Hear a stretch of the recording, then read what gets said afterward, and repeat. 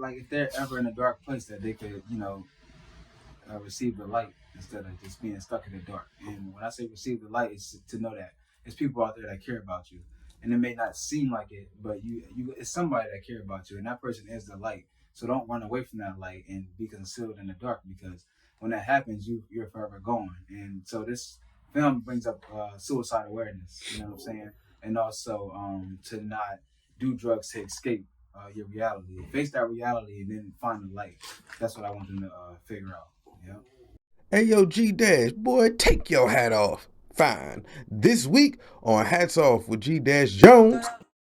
Good day, good people. This is Hats Off with G-Dash Jones. We outside. We doing a special edition. My man Lenny said, hey, we got to do something special for the movie. So, listen, I got some amazing people here, all from not only the film, but they actually are the actresses. You see these beautiful...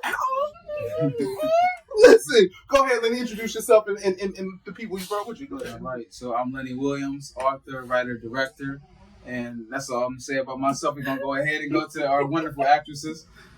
I'm Keiarah, I play as Kelly. And I am Tiera, and I play Sherry. And I play Calvin. Okay. Right. Listen, and I play drug dealer number 3. No. It's only funny because it's true. But with that said, so Lenny, first, back up, right? You're an author, have written several books. How did you get into this journey of going from being an author to now directing and writing a movie? Yeah, I always knew I wanted to make a movie. You know what I'm saying? So when I started writing books, that first thing on my mind was a movie, because that's what I was inspired by. So when I was a kid, I used to watch Space Jam, Willy Wonka, TV shows like, Rocket Power, all of that. I knew I was into filming. But to get something done creatively as a young man in college, I was like, I can't make a film right now. I don't got any money to make a film. So I knew I wanted to do a book first. That way I could go ahead and, figure out who I knew as an illustrator and get the words down and figure out what to do from there. So my first step was to make a book. Okay, so now wait for that, because then you wrote a whole bunch of them. And then you said, but this is the one. How'd you land on this being the one to film? So last year I had an interview with Naj and Jay, and they were asking about if I was going to make my book, The Loner and the Goth, a film. And I said, I can't make that a film because that's a $100 million budget to do something like that, as far as in my eyes, when it comes to making a horror film, people flying around, going to different dimensions and stuff like that. But I knew that something kind of realistic when it comes to life isn't expensive to make. So when you're dealing with reality, it's like all you got to do is pick up a camera and have some people, who mess with you, actually, make a film. And that's what we did. This film deals with reality. So this is my first time diving into something that's nonfiction. Got you. Yeah, because to film The Loner and the Goth gets a little gut. You got vampire elements, but to get a crackhead, never mind. I'm just saying the budget is different. You know what I mean? With that said, so you narrowed down to go with this story. How did you two wind up on board? Well, he had made a post on Facebook saying that he was looking for people for a film, and of course I said, okay, me, I want to be a part of it. So, and I've always wanted to get into acting. I've always wanted to do that. So the fact that it was just right there, I took the chance, and wow, here we are. That's dope. Okay. What about you? Same, pretty much the same. There was a post out there who was saying he needed extra people, so I was like, let me take this chance and get my little foot in the door, and here we are. Wow. What was it like for you gathering the cast for a film the first time? It was good, because at first I thought it was going to be hard to do. I thought it was going to be a lot of people that wouldn't be able to do it or show up all at the same time. So what I call them, they know, I call them the main cast. And every time we had to meet up during that week or a week that we had to shoot, they were there, on time, always ready. And for me, it was magical, because I know things like that just don't actually happen, where everybody showing up on time, or there's not a conflict. So we all had a genuine connection. Everybody got along, and there were no problems, and there wasn't even a scheduling conflict when it came to the main cast. And so putting it together though, I didn't think that was going to happen. I'm just like, I got to prepare myself for the worst. You know what I'm saying? But I got the best though. That's dope. So now, but let's go back because I mentioned crackhead. None of these ladies are on the drugs. But okay, how did you, now when you were picking the book, right, you said, all right, well, did you just say this is the low budget joint, it's easier to tell? Like, how did you know that this is, you wanted to zero in on Calvin's story to tell? It was something that I always had written down. So like a couple years ago, I made like a romance book called A Rose for Rose, and that like just dealt with a romantic thing where I was like, okay, I could see myself filming something like this. But at the same time, when I was in LA, just experiencing like life out there, when I go to Venice Beach or like to Skid Row, like in downtown LA, a lot of the homeless people that I would meet, they would tell me their stories. And it was like a lot of sad stories about their life and how they were embarrassed to be seen by their families, like just to be living the way that they were living. So they would rather just stay out where they were in LA and just live their life doing drugs because it numbed them to everything. They didn't, if they felt like they were escaping like the reality that they were in. And when I would hear these stories, I'm like, I gotta like tell this type of story. You know what I'm saying? I gotta, even though I couldn't relate to it, but the things that I was hearing, I wanted to just get it out there. But at the same time, I was in a situation where I was like sleeping in my car because I didn't have anywhere to live yet. And my grandmother had passed away at the same time. So I'm sleeping in my car and I was just dealing with like a lot of like sadness at the time. So I put all that into this film. Ooh. Yeah. Oh, so there's like an emotional connection to this one as well. Oh yeah. Got you. So now how hard was it to cast, right, yourself and them? Like how, because now you're so personally connected to it that you like, yeah, nah, you fit. Like how did you know how you wanted to kind of put people in character roles? And that was magic too because like for example, like they both know y'all know Angel now. So Angel plays Erica in the film. I already had somebody in mind for Erica when I first started writing the film back in 2019. But like that, me and that friend we just don't talk to each other anymore. You know what I'm saying? So, for example, like when Angel messaged me, I was like, holy shit, she's Erica. Like she could play Erica. You know what I'm saying? So things like that were happening, and then like when they would message me, I'm like, oh, so you Kelly, you Cher. They just fit into the roles perfectly. So we just got lucky. We got blessed. Like it was a good thing, but like how it all came together, man. Because like that, to me, that stuff doesn't happen. Even when I hear Hollywood stories, things don't work out that way. It's always a lot of problems on set. How did you know you would be the best cow? I didn't think I would be the best cow. My mentors always kept telling me to go act. They kept throwing me like, yo, they said, yeah, you like being behind the camera or you like writing, but you need to be in front of the camera.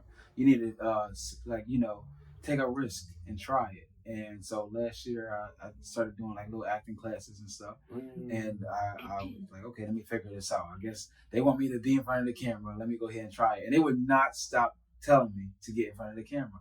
And I'm like, okay, I don't want to have a what if moment. Like, what if I tried this? Or what if I did that? I didn't want to have regrets. Like being 95 years old saying, damn, when I made that movie, I should have put myself there too. So I said, let me go ahead and try it out. So I didn't think or know I'll be the best Calvin. I just knew I had to try to be the best Calvin, you know? Right. Okay. I mean, it's your vision. Yeah. So it's dope for you to be able to kind of see it and then lead it through. Now, for you, both of you, this is your first time acting. What was it like for you to kind of take what you gathered from those roles and be able to like kind of act it out? How did that feel to even read those parts and be like, oh wait, I gotta do this now? How was that? I think that, like he was saying, for each character in our roles, like I think for me, it came like naturally. I wouldn't say that everything was just like, dang, this is perfect, but like just learning how to like adapt and to make it like more personal for myself, which allowed us to actually like feel those characters and those roles.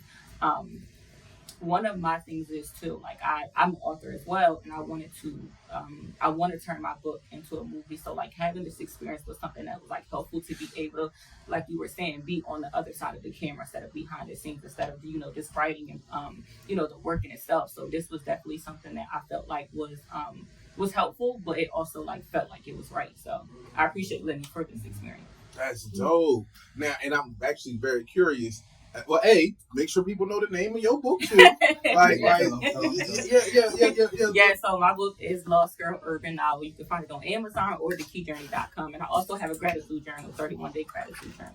So, what was it like being a visual representation of somebody else's words, right? Like, you're used to writing it. Now, you not only are you reading it, you are embodying somebody else. Did your author brain kick in at all? Like, how did that fit? So, yes, it did, because there were times that we were on set and I was just like, oh my God, Lenny, I keep forgetting this part. And he was like, Key, just make it short, make sure you can feel it. So it was like little tiny things that I had to kind of like tweak and change because I just wanted it to be like natural. So it definitely was those moments where like my natural like author, my natural like type of like character would kind of have to be like, but it still fits. So I got to like be myself, but I also got to really be like, yo, this is really an experience to be on this side, to be actually acting. So now, what about you? Now, for you, this being your first time, what were some of the things you had to kind of do to get used to it and to be comfortable in front of the camera?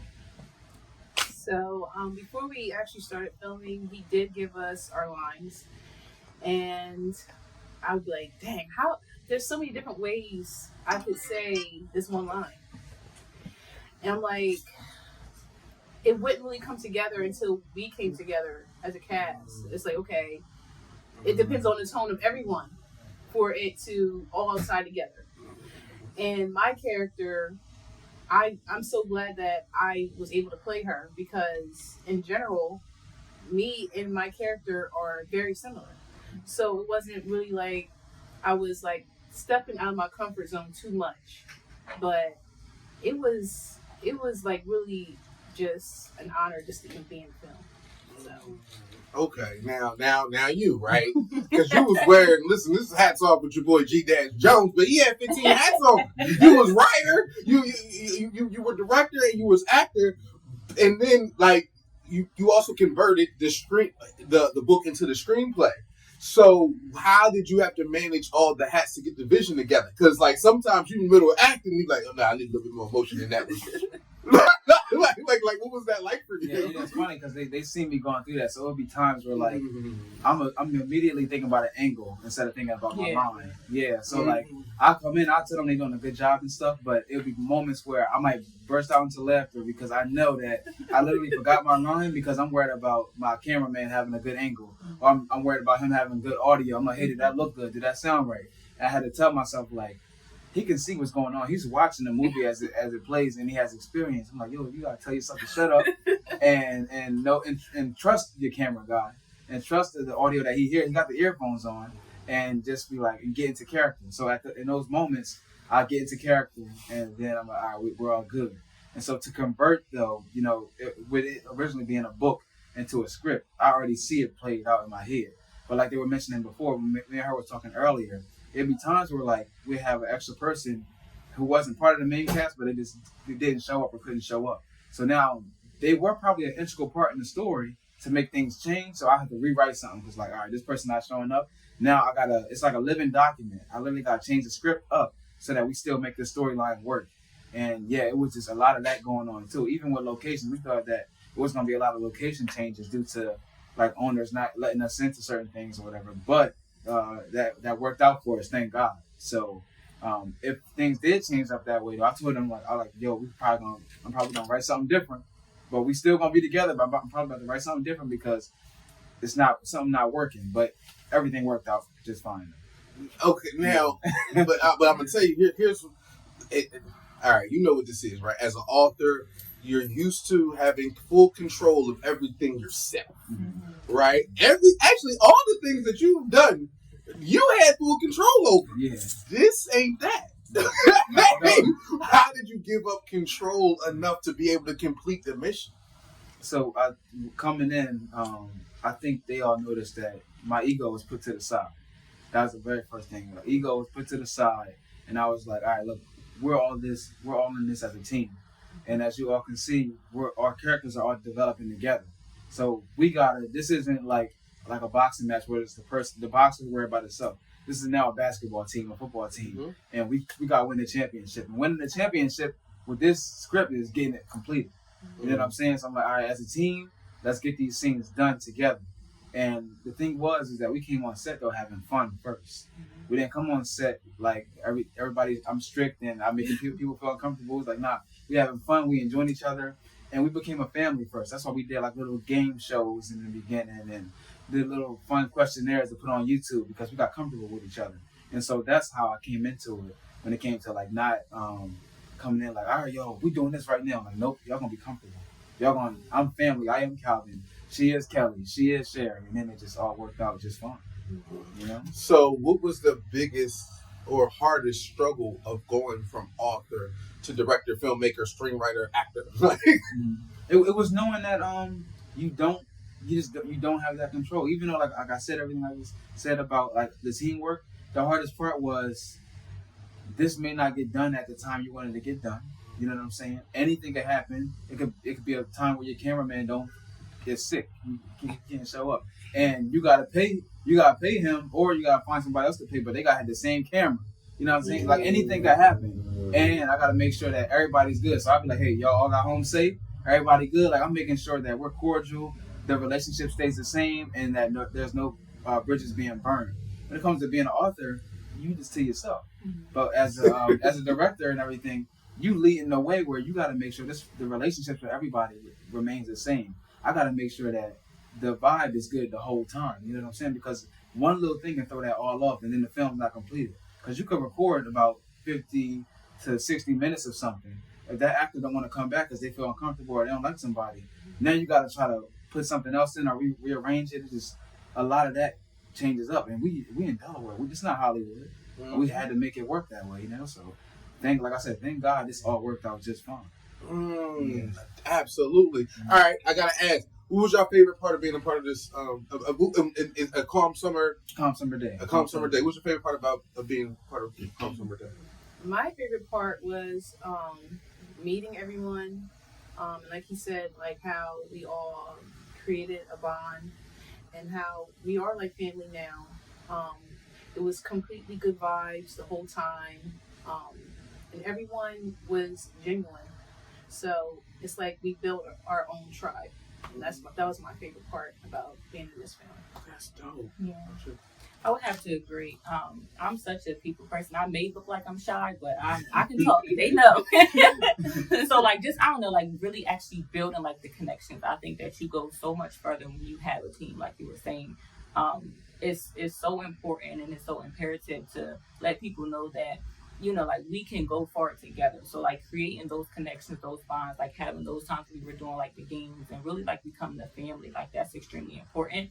I think that builds like longevity and so many different things that you might do, like so many avenues that you might take.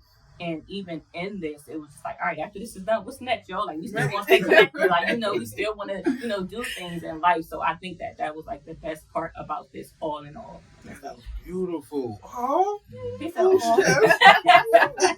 Y'all. They have some tissue. You ain't gonna get me on camera. Okay. Now, I also want to ask this: what are some things that you think that when people are finished watching this film and seeing what you put together, what do you think people are going to take from it? And matter of fact, you answer this last. After being a part of it, what do you think people will take from it? From the film? Mm-hmm. I think that people will take, you know, the whole plot of the movie is basically you're not alone. Be easy with it. Okay, I'm about to say, we can't give too much. You're not alone. Like he was saying, like the people that he met out there in LA, when he was out there homeless with the homeless people, and they were going through things, and they felt like, I guess they had to do drugs because they felt alone in their pain. And I feel like that's like the most important message behind this film. Mm-hmm. Yeah. Yes, and definitely to add to that, when you say like you're not alone, I think of like mirrors, right? So when people are watching this film, they're going to see so much of just themselves, like not just like watching the film and being like, oh, I can't relate to this, or I don't know what they're talking about. I think that it speaks to so many different areas and so many different people in different ways that everybody's going to be able to get something out of it. I think that it's definitely going to shed light on, situations and real life experiences that we experience as young adults, as people in society today. So I definitely think that it's going to be amazing. I can't wait for y'all to see it. That's what I'm talking about. All right. And what do you want people to receive from it? Like if they're ever in a dark place, that they could, receive the light instead of just being stuck in the dark. And when I say receive the light, it's to know that there's people out there that care about you.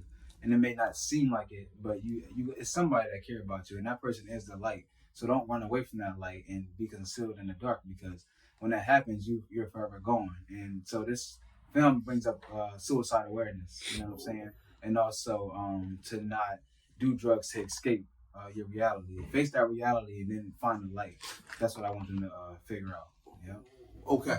All right. Now, with that said, so you got this film, you're transitioning into this new world, and this kind of question is really kind of for all of you, but kind of what's next in this path? Because like now, all three of you are now turning a corner into a different path. Do y'all think y'all be acting more? Is that what y'all see? Like what do you see in the future? So I definitely believe that I will be acting more. We all, as like a cast, we all have our own ideas of like our own projects that we want to do, and of course, we're always going to look to each other to be in each other's projects. So it's just, I feel like this project here definitely opened doors for more projects in the future. Absolutely. I agree.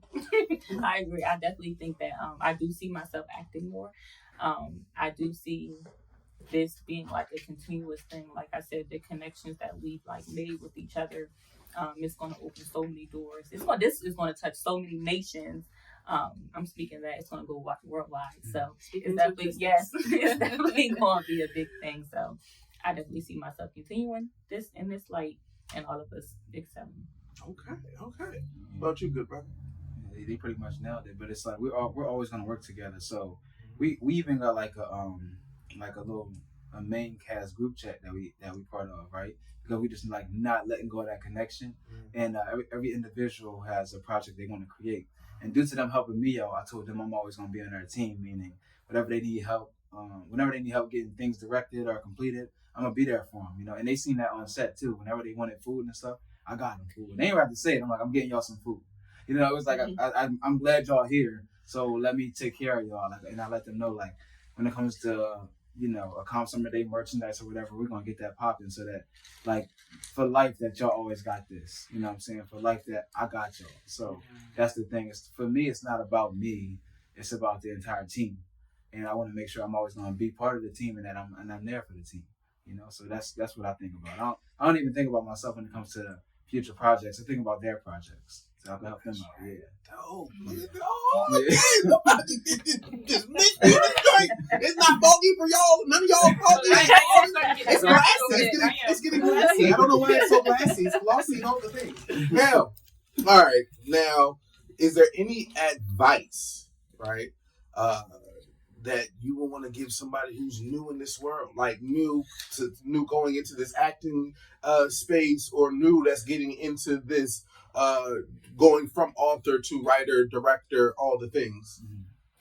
Yeah, I would definitely say do not be afraid to, like what they say, bet on yourself. Like, go all in, seek counsel, wise counsel, and ask the questions. Like, whatever you want to learn, whatever it is that you want to do, like, go for it. Don't let nobody hold you back. Don't even second doubt or question. If you feel it, if you know you want to do it, work towards that. Meet new different people. Like, be around the people that are doing the things that you want to do, because it's only going to make you stronger. It's only going to pull you into that light that Lenny's talking about. Like, make sure that you have a strong foundation and support around you, and you can do anything that it is that you want to do, that you put your mind to. So go for it. Absolutely. I guess I didn't mention this earlier, but I do have a little like background in writing as well.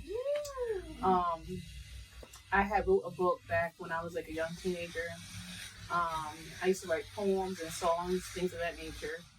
But I kind of escaped it a little bit. Like, not that I didn't want to do it anymore, but more like, I don't know how to like go about making it bigger than what it is. Mm-hmm.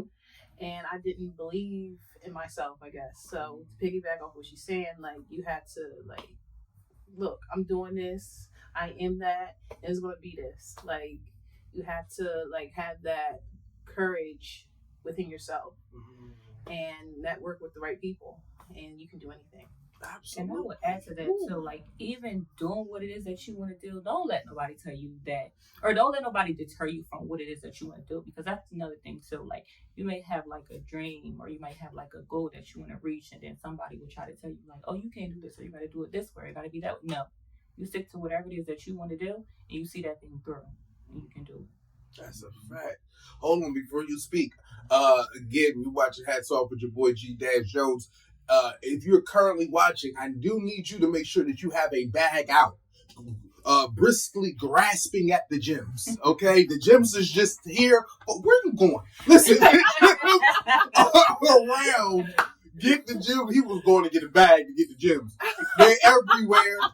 Don't miss out on these gems. They just dropping throughout this conversation. What you got for them, sir? And ask that question again. What advice would you give for somebody going from that author realm into that screenwriter, director, actor area? Oh, just to let them know, like, you're going to encounter a lot of obstacles.